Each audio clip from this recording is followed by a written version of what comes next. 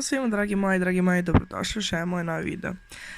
Kao što vidite koristim primer uvek pre šminke i danas ću vam pokazati neki look koji sam nosila za posao, za neku malo ozbiljniju varijantu.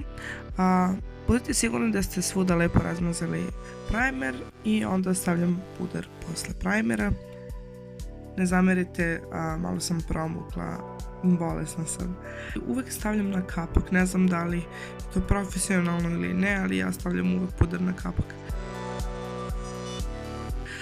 Zatim posle toga koristim od Essence brown olugu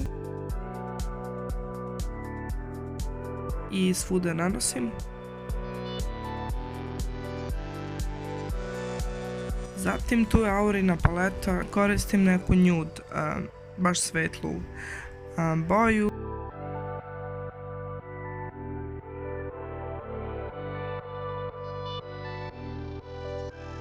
Zatim ovo je Golden Rose plavi eyeliner.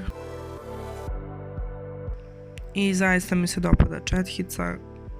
Nisam razmišljala o nekom crnom eyelineru i kupila sam ovaj plavi čisto da vidim kako će da stoji. Mogu da vam kažem da sam zadovoljna kako mi stoji, pogotovo uživo kako to izgleda.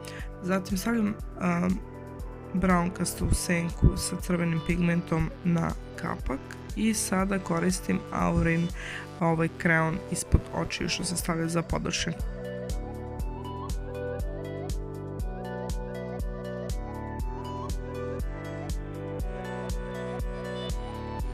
I razmazujem korektor, koristila sam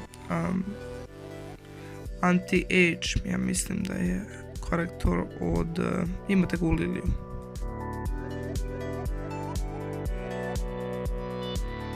Max Factor koji može večno da traje ovaj bronzer.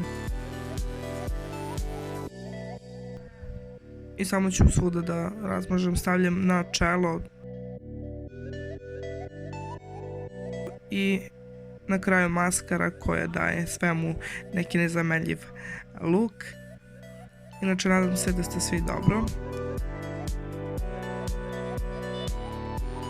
I na kraju iza Vona sjaj koji obožavam i definitivno sam nešto se poprimila na sjajeve, tako da preporučujem svima ovaj sjaj iz Avona i nije lepljiv. I to je konačan look, ljubim vas sve i pozdravljam i vidimo se, ćao!